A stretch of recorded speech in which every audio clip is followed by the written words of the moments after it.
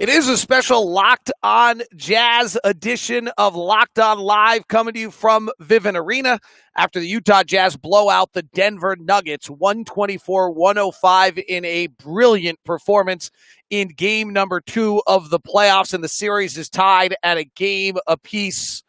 So jump aboard. We are live for you on Facebook. We are live for you on Twitch. We are live for you on Periscope. We are live for you everywhere, and we're excited to have you aboard. We want your questions, want your thoughts. That's why we're here, to jump on and to have a little chat about a brilliant Jazz performance today. The biggest one that came out is the Jazz anticipated exactly what the Nuggets were going to do defensively.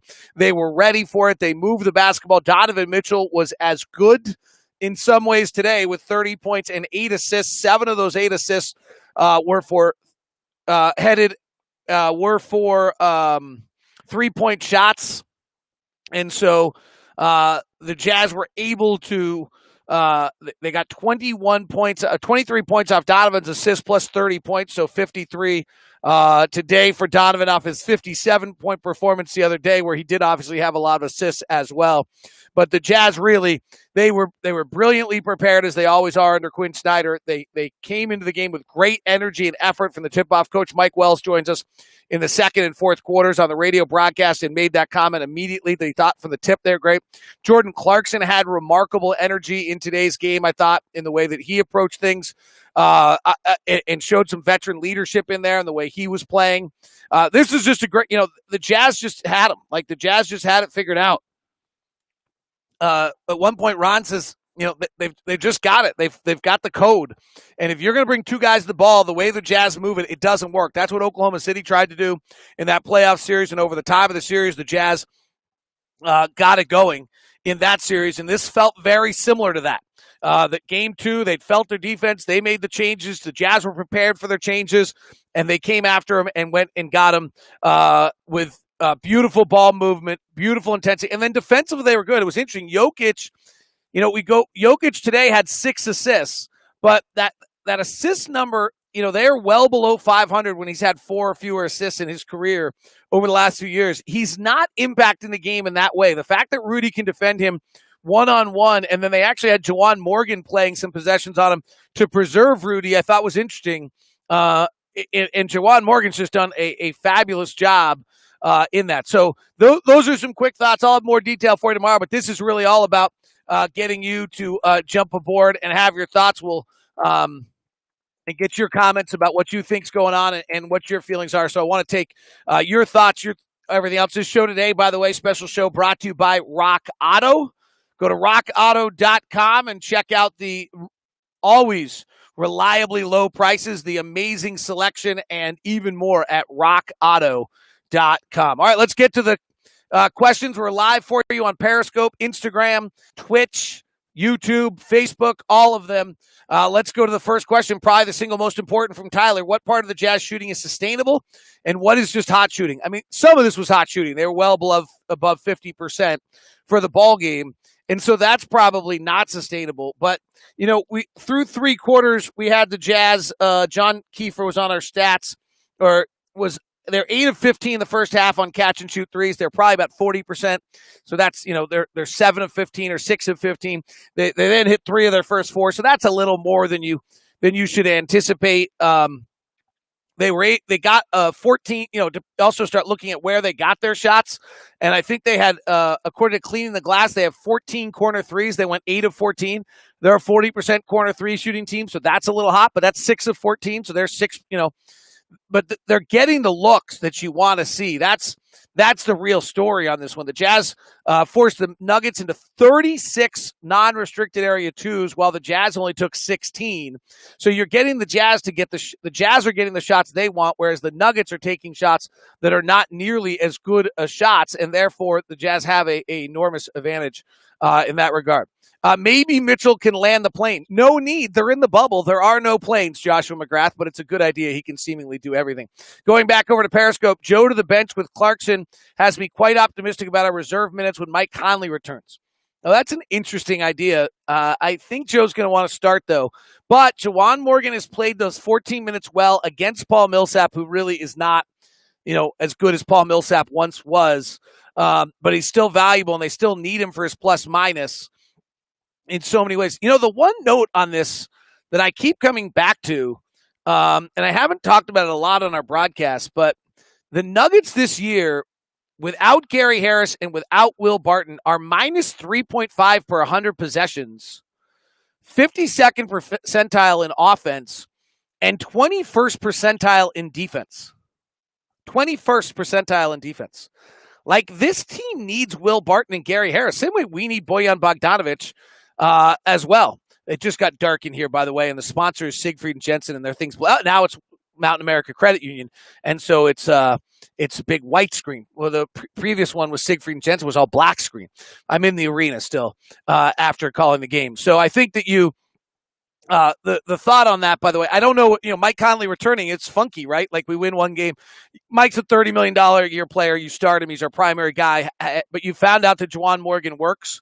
And we do, but we get small against Millsap, and we get smaller than we were on the glass. They had a pretty good offensive rebounding day today. They were at 30%. At one point, they finished at 34%, so we weren't quite as good at that today as we were on some of the other ones. All right, let's go to Facebook. Damon, almost felt like Don's game today was more impressive than the 57. He was in complete control. In some ways, I think it was, because I also think what was most impressive about it is playing after a 57-point game isn't easy. The idea that you're trying to recreate that magic that you had the last game is often very difficult. And so the fact that, if you think about playing golf, you play great. The next time you come out, you try to do the same thing. The fact that he's willing to play a very different game today because it was the right thing to do, I thought was super impressive. All right, let's head over to the Instagram accounts and see what other questions. Wow, there's a lot of comments here. Let me see what questions might have come in. What up, Locke? Hi, A. Rich. How are you? Nice to see you. We should not expect to shoot the ball that well next game. No, we shouldn't, but we also shouldn't expect to win by 20. We're only trying to win by 1. It'd be nice if we could win by more than 1, but I think that's you're going to play close games against these guys. This was an abnormality. What about the performance of Royce O'Neal? Absolutely. What a great performance by Royce O'Neal. Career high in assists today with 7 rebounds. He's our second best rebounder. He's the one who's going to have to guard Millsap here at some point. He had a tough time defensively guarding on the ball. He's much better when he plays physically. So I think that'll work out for him a little bit as the switch happens. It might be better for him in some ways in that regard and help him out a decent amount for that. The Built Bar is back. Have you checked it out? BuiltBar.com, Utah company, is back. Their Built Bar is back and launched and beautiful and fabulous and delicious with all new flavors: caramel brownie, cookies and cream, cherry barcia, lemon almond cheesecake, carrot cake, apple almond crisp, all there. Built Bars are healthy. They have great 19 grams of protein, 180 calories, 5 grams of sugar, 5 grams of net carbs. They're all there for you at the new account, BuiltBar.com. Use the promo code Locked On. You get $10 off. That's not a first-time offer. If you've done it before, you can do it again. Locked On for $10 off your next order with Built Bar. All right, continuing with your questions. Tony Bradley, fake corner 3 pass that went to the top of the key to Clarkson was magic, even though Clarkson missed the shot. I thought Tony had a really tough start, so any kind of good moments he can have along the way, I think, will be helpful. How does Conley affect Game 3? Mike Conley is one of the best open catch and shoot guys in the NBA. Last year in Memphis, he was the best, like one of the top 5. It's just another shooter, right? I think it's another shooter that does a mammoth things for us against a team that we know we can get looks against. That was the whole part of wanting to play Denver in the playoffs, is that we know we can get looks against them. And so I think that's when you're talking about this matchup and the preparation and the spacing, and all of our guys can move the ball and do what they need to do. I think that's what jumps out to me, is the fact that you add another shooter out there, and Mike Conley gets it swung to an open 3. I'm pretty excited about that. And you have another pick and roll ball handler. When the series started, the biggest advantage I had for the Jazz was 3 pick and roll ball handlers. They don't have 3 good defenders. Now with Barton hurt and out, they really don't. If they don't get Gary Harris back, they really don't. And so you can go find your guys in mismatches all around the floor and doing different things. If they're going to double Donovan, he rotates to Conley. Now Conley's leading 4 on 3. That's beautiful stuff right there. Jokic really struggles on defense for as great as he is on offense. He is great on offense. I will tell you that. His statistical numbers on defense are not as bad as they once were. He's actually improved a great deal. I'm so impressed by Jokic. I have a hard time being critical of that. Quinn's game plan was to perfection, says Vince. I agree. Quinn is a master at this stuff. I don't know that he's slept in 3 days, but I do know that he is a master at these things. David McGregor, noticed Juwan Morgan playing some possessions on Jokic and helping Rudy out. What did that gain? I think you're up by enough that you're buying a few minutes. If you go back and look at Jokic and the way he played the Jazz in the past when Derek Favors was there, he openly admitted he struggled with the weak side defender coming at him and Rudy. I think you're trying to buy 5 minutes of Rudy not being in foul trouble. When you're up by that much, you buy some time. It worked out perfectly.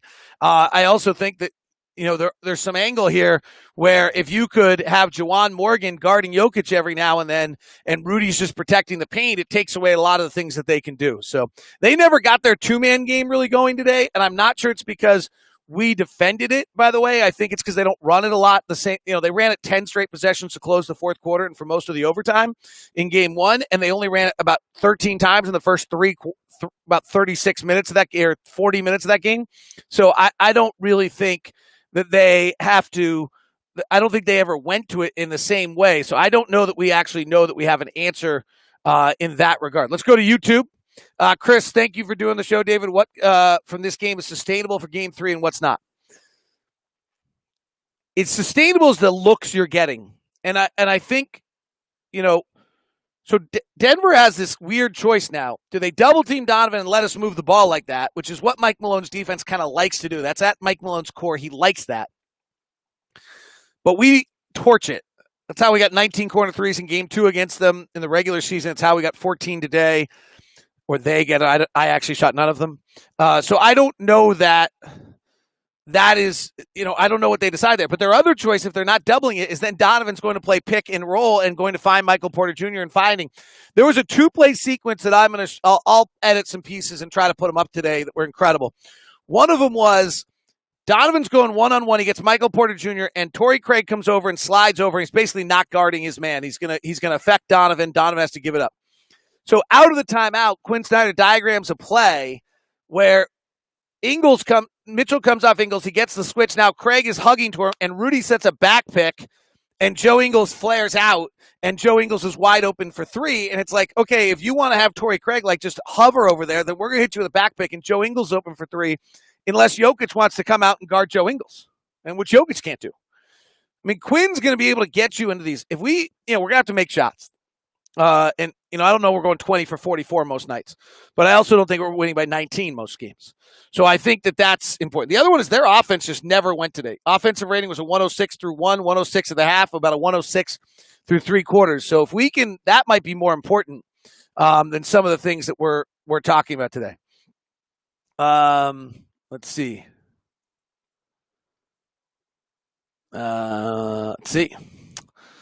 Jeremy Tucker, does Morgan continue to get minutes with Conley back? I think so, but I'm not entirely sure how. So, yes, I think he's earned that. I think they're comfortable with him. I think they like him out there. I think they like his size. I think they like his rebounding. And so I think he has shown that. They played him a little bit at the 4 some. So I think that's, part of it.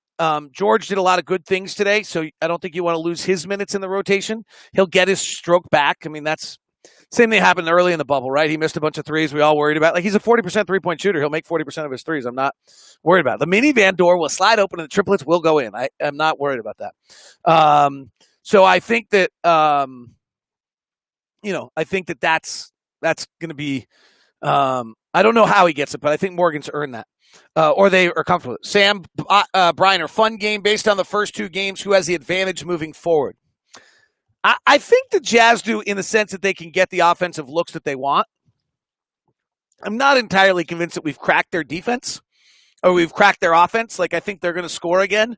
But I'm not sure that Denver has an answer with their roster as it's constructed right now without in their ability to go defend. Now, does Gary Harris return? That changes. Gary Harris is a very good defensive player. and a good shooter. And so that would add something to them. Torrey Craig is not a great shooter. And so if he's out there and has to defend Donovan, that hurts them a little bit. If they have both Torrey Craig and Harris out on the floor, they've got 2 elite level defenders. Right now, they don't. So I think that if they can get him back, that would help them a great deal and probably swing the series a little bit. Joshua McGrath on Facebook. On TNT, Donovan was mic'd, and in the second quarter, they showed him saying, "I found something." He sure did. That kid is special. That's interesting. I'm going to go back and watch the game. I did not hear that. I always love to go back and watch. I don't know who was on the call. I always wish it was Doris was on the call because then I learned something. But that's ESPN. So we'll see. How do we integrate Mike back? We don't. We bring Mike back. He was averaging 20 points a game in the bubble. He was averaging 17 points a game prior to the suspension of play. He was really, really good. He's an NBA verging on all-star. He's one of the best catch-and-shoot guys in the league. We just put Mike back and let him go to work. We were going to win this series at the beginning because Mike was on our roster. One good game does not change that. Let's not get too worried by recency bias.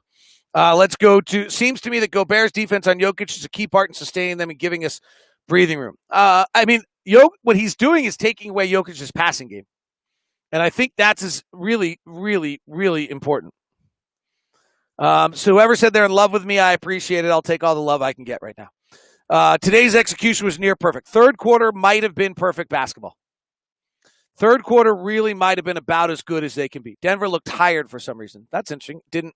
When your shot doesn't go well, when your shots don't go in, you always look tired. What will the Jazz need to do next game to counter Denver again? I think we'll get close and it'll be the two-man game, and we just didn't get an answer really of whether or not the Jazz have an answer to that two-man game. So I think that's I think that in that sense, I don't think we totally have an answer yet on all of this.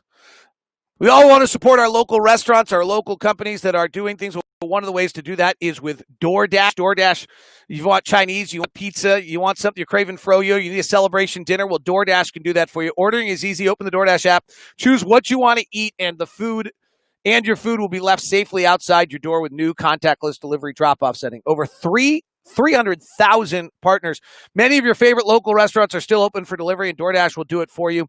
DoorDash deliveries are contactless and keep the communities we operate in the safe. So right now, our listeners get $5 off and 0 delivery fees on your first order of $15 or more when you download the DoorDash app and enter the promo code LOCKEDONNBA. That's $5 off and 0 delivery fees with the promo code LOCKEDONNBA. Don't forget that code's LOCKEDONNBA. Back with more questions. We continue. Why is there blackout restrictions during the bubble? Even the Jazz app, the restrictions, why is that? An asinine, ridiculous policy that needs to be changed, in my opinion. Probably something I shouldn't say, but I have no idea. It's a contract deal with someone, I'm sure. We've got to move past this. We've got to stop with the geo-targeting of audio in the NBA. It's just ridiculous. How's that? Not letting people listen to my work. It drives me crazy. Let's go to Facebook. Really solid game for the Jazz all the way around. Donovan is feeling it. Love what I'm seeing. Great call by you and Boone. Thank you, guys. Well, thank you, Alan. Moutier looks to be struggling being the ball handler for the second group. I thought Moutier was not very good in the first game. The coaches did not agree with me when I talked to them, so I was wrong. And on the second game, I thought he was really good. He made 2 good defensive plays early. He went to the basket. I thought he played much better, kind of clicked in a little bit. I thought he was much better today. So I'd give Moutier some credit. I thought he bounced back nicely. Chris on YouTube, it's also special. It's also special what Donovan is able to do right now. Our fans fully appreciating that we have that guy on our team in his 3rd year in the NBA. He's a baby still. Dame's in his 9th year. Paul George is going off in his 10th year. Anthony Davis having a terrible game in his 10th year. Donovan's still in his 3rd year. That is really something else. Guys, can we stop? I get it. We just won by a lot. You got to be scared. Mike Conley is the best catch and shoot guy in the league. Mike Conley's another ball handler. We're going to still give Donovan the ball. Mike Conley's been watching. We're still, the possession by possession, we're still going Donovan finding the mismatches, but Mike Conley back is not a bad thing. I promise. I think. No, I promise. Like, Mike Conley's a better player. Like, you want to have your best 5 guys on the floor. We're going to be small. That's our problem. We're going to have to deal with that. I mean, every question right now is what's wrong with Niang and how do we integrate Mike Conley? All right. So George Niang today went 1 of 6 from 3, and the other day he went 1 of 6 or 1 of 4. So he's 2 of 10 from 3. So he's missed 2 shots out of 10 that he usually makes. 2 on a tiny sample size. Tiny. That doesn't mean there's something wrong. 40% three-point shooters all the time go 6 of 10, and they go 2 of 10, and then they're 8 of 20. That's what a 40% three-point shooter is.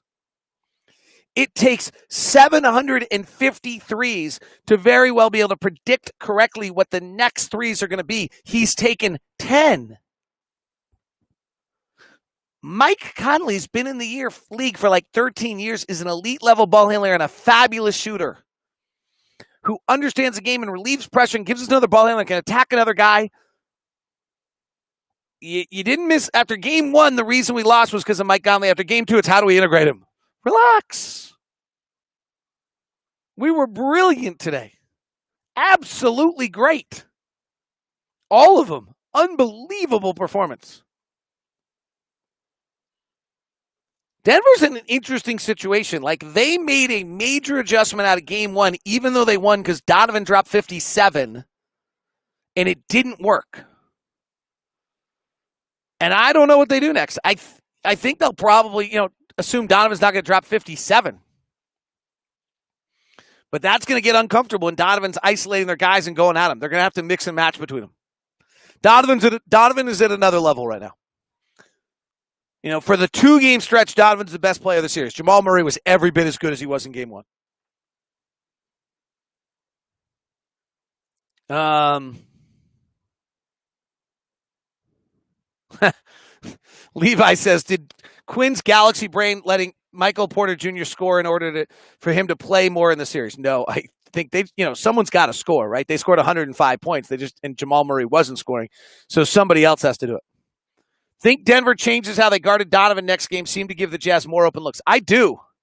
I think this gets really fascinating. That's kind of what I was alluding to right there. I think it gets really, really fascinating, Nick, on what they do next. So I think that's going to be really, really interesting. Because they made their change even though they won, and then it didn't work. What I don't feel is that the Jazz made a defensive change that completely stopped the Nuggets. What the Nuggets did is, frankly, not hit 20 of 33 above the break threes. They came back to life. They hit 8 of 20. They hit 40% of them, still way higher or a little bit higher than their percentage. I mean, they still shot lights out from 3, 13 to 27. I don't even think they're going to do the Jazz are going to win this. If the Denver shooting comes back to their season average of 36%, we're going to win this series going away. Because they're shooting probably close to 50% from 3 right now, and they've got to swing back somewhere. The bigger story, to me, of what the Jazz did defensively, that's what you got to look at, is that Denver took 18 shots at the rim. That's it. 18 shots at the rim. And 36 shots as non-restricted area twos, and they made a lot of them, about 45%. But they only got 18 shots at the rim. They only made 7 of them. So what are the Jazz doing to prevent Denver from getting the shot at the rim? And what are those shots at the rim? Are they just offensive rebound putbacks in traffic that are really hard to make? That, to me, is what the question is on what the Jazz have done defensively, if they have solved that in some way, shape, or form. All right, I think if I'm getting testy after a win, I'm probably fatiguing here a little bit. I'm so tired after these games.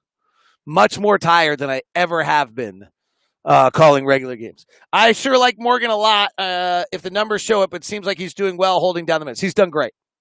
He's still an undrafted rookie. He's probably got some limitations. He's done great. I love the play where he shoots off the side of the glass, knows it, and goes and gets it and makes the play. I thought he was great. He was really, really, really terrific. All right. Thank you very much for jumping on. Locked On Jazz, back with you tomorrow. I'll have another show. I'll go watch the game tonight. and have a show for you. Friday, we'll be back at it too. UtahJazz.com for all of your content. Have fun. Locked On Nuggets will be interesting. Talk to you soon. Thanks for tuning in. I really appreciate it.